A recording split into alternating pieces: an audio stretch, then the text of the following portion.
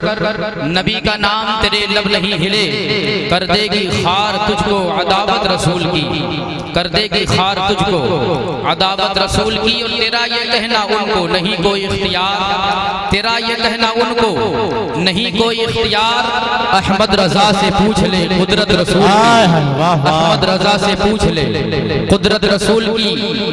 اور منظر ہے غار ثور کا کس درجہ دل نشین، منظر ہے غار ثور کا کس درجہ دل نشین، ابو بکر کر رہے ہیں زیارت رسول کی، ابو بکر کر رہے ہیں زیارت رسول کی۔ اور کہتے ہیں لوگ تجھ کو ثنا خوان مصطفیٰ، کہتے ہیں لوگ تجھ کو ثنا خوان مصطفیٰ، عاصم ہوئی ہے تجھ پہ عنایت رسول کی، عاصم ہوئی ہے تجھ پہ عنایت رسول کی۔ دیکھیے حضرات، قرآن پڑھنا اور اس پر عمل کرنا یہ بہت بڑی بات ہے، اور جو قرآن پڑھ لیتا ہے اس پر عمل کر لیتا ہے تو اس کے بارے میں میرے آقا کا فرمان ہے، خیرکم من تعلم القرآن وعلمہ، تم میں سب سے اچھا وہ ہے جو قرآن پڑھتا ہے قرآن پڑھاتا ہے۔ واہ واہ واہ، زندہ باد۔ اور یہ جس زمین پر آپ بیٹھے ہیں یہ علامہ موصوف علی جناب مفتی طارق صاحب اصباحی کی کاوشوں کا دین، کاوشوں کی دین ہے، اور ان کی محنتیں ہیں کہ جس سرزمین پر آپ بیٹھے ہیں کبھی یہ عام فہم ہوا کرتی تھی،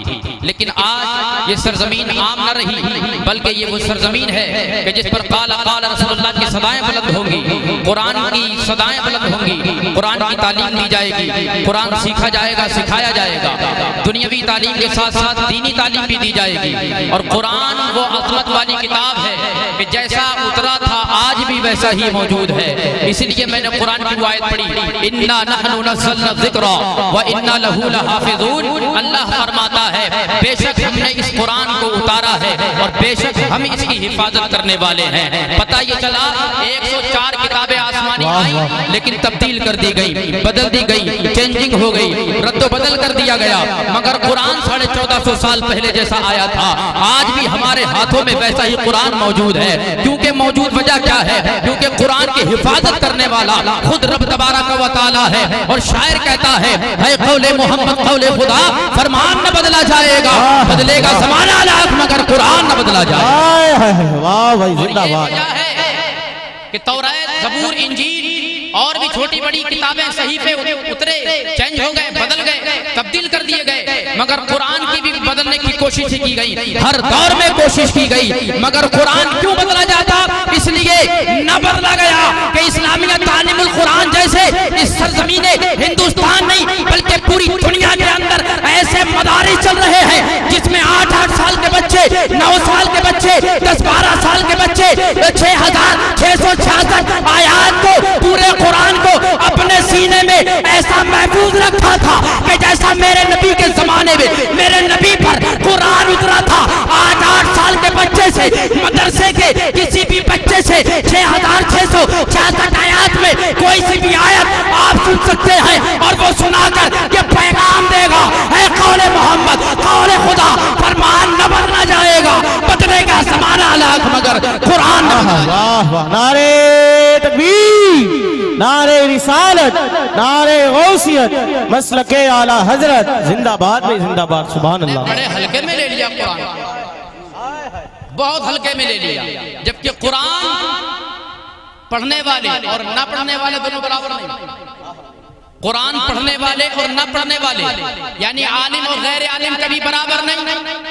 عالم کا عشاء کی نماز پڑھ کے سو جانا اور غیر عالم کا نماز پڑھ کے پوری رات عبادت کرنا، یہ اس کا عبادت کرنا اس کے سونے سے افضل نہیں، بلکہ عالم کا عشاء کی نماز پڑھ کے سو جانا اور فجر میں اٹھنے کا ارادہ کر کے لحاظ بستروں کے نرم نرم گرم گرم بستروں کے مزے لینا اس غیر عالم کی پوری رات عبادت سے بہتر ہے۔ واہ واہ واہ، زندہ باد۔ اسلامی آرے میں ایک بات اور کہہ کے گزروں، ہم قرآن کا صرف ادب کر لیں، اس ادب کی بنا پر ہم کیا ہیں؟ تو جو پڑھتے ہیں پڑھاتے ہیں ان کا کیا ہوگا؟ میں آپ کو بتا دوں، سلطان محمود غزنوی ایک بادشاہ ہوا کرتے ہیں، بہت نیک متقی تھے۔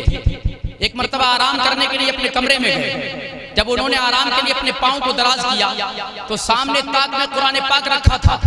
انہوں نے اس قرآن کو اٹھایا اور دوسرے کمرے میں طاق میں رکھ دیا، یہ سوچ کر کہ جس کمرے میں سلطان آرام کرے وہ اس میں قرآن ہو، یہ ادب کے خلاف ہے. انہوں نے قرآن اٹھایا دوسرے روم میں لے جا کے رکھ دیا.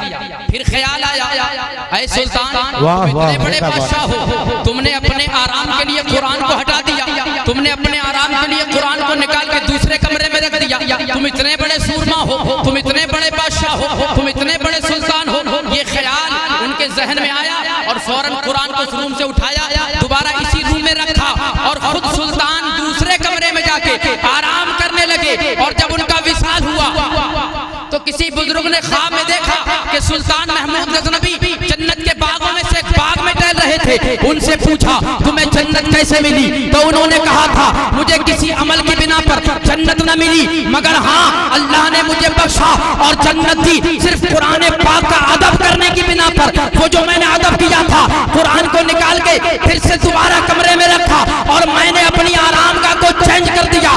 رب نے میری اس ادا کو پسند کیا اور قرآن کا ادب کرنے کے باعث مجھے اللہ نے بخشا.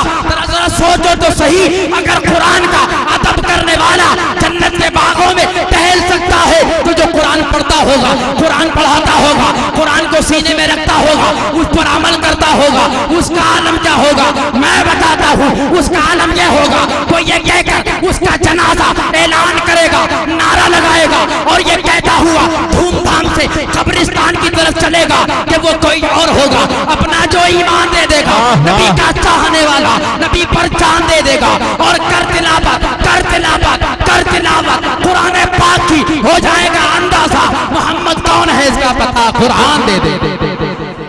محمد کون ہے اس کا پتہ قرآن دے دے گا. وما علینا الا البلاغ. السلام علیکم.